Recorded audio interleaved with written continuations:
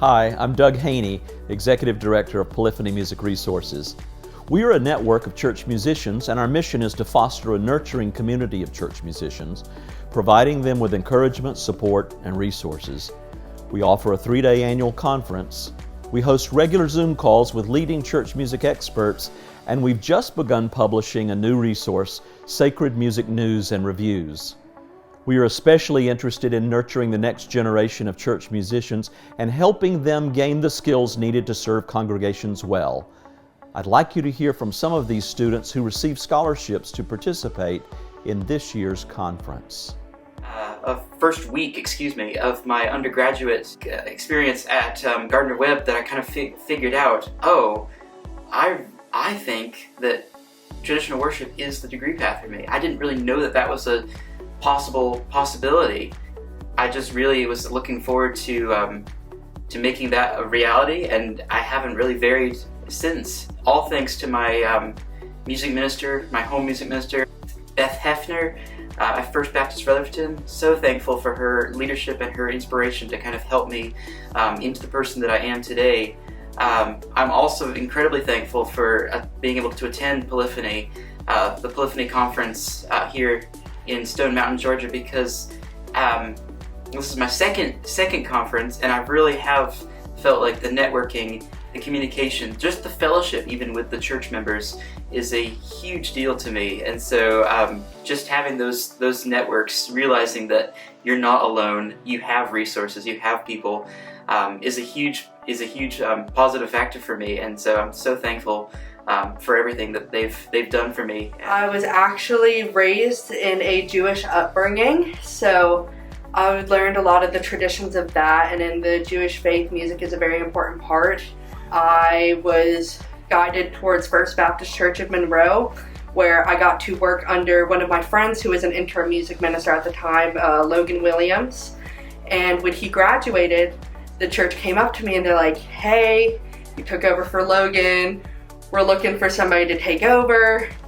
You know how to conduct. Do you want to be our new music minister?" And I was like, "No, I'm not Baptist. If anything, I'm Jewish. I can't." And they took my answer, and then 2 weeks later, there was a sermon from a guest pastor who knew nothing about this story. And she told us about, if you're getting a call, take that call. God doesn't care if you're qualified. God knows what you can do. And I heard those words, and I went up to him after service and I said, "I've heard your call, put me in."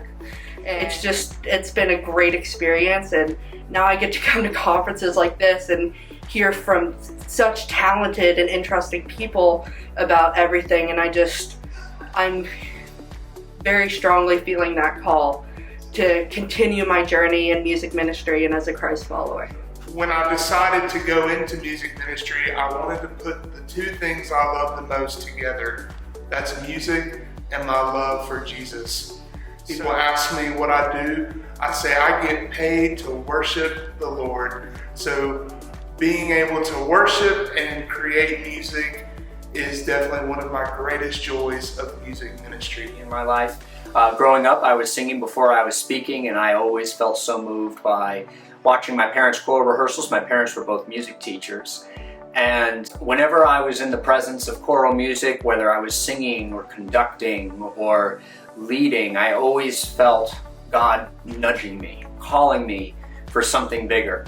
And so, simply put, whenever I'm in the presence of a choral ensemble, conducting, singing, or even listening, the Spirit truly washes over me. I believe choral music has the power to touch the heart and the soul, and to be a steward of God's grace in that sense, and to make such a difference in someone's life and to bring joy and healing is truly a special and remarkable thing.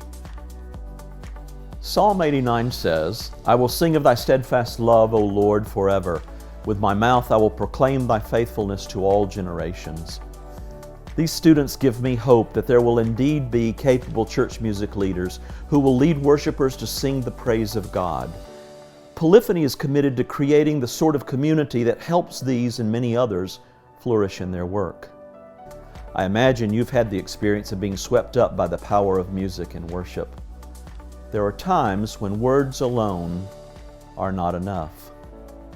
Will you help us build the community for church musicians, especially for the next generation? If you'd like to learn more about our resources or join our email list, go to our website, polyphonyresources.org. There you can access the free videos we offer, find out more about our upcoming annual conference, and subscribe to our publication, Sacred Music News and Reviews. Thank you so much for what you do. Breathe, bless, and be well.